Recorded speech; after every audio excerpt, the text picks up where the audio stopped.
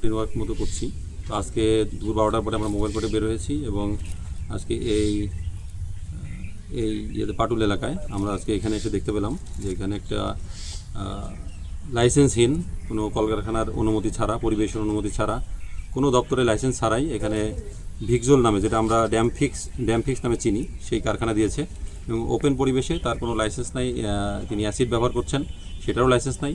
তো সেই অনুযায়ী যেহেতু এটা অবৈধ কারখানা, আমরা এটা ওনার যে মালামাল ছিল সেটা জব্দ করলাম এবং তাকে ভোক্তা অধিকার সংরক্ষণ আইন অনুযায়ী 43 এবং 44 ধারায় তাকে আমরা 50,000 টাকা জরিমানা করলাম এবং অনাদায়ে 6 মাসের কারাদণ্ড দণ্ডিত করলাম।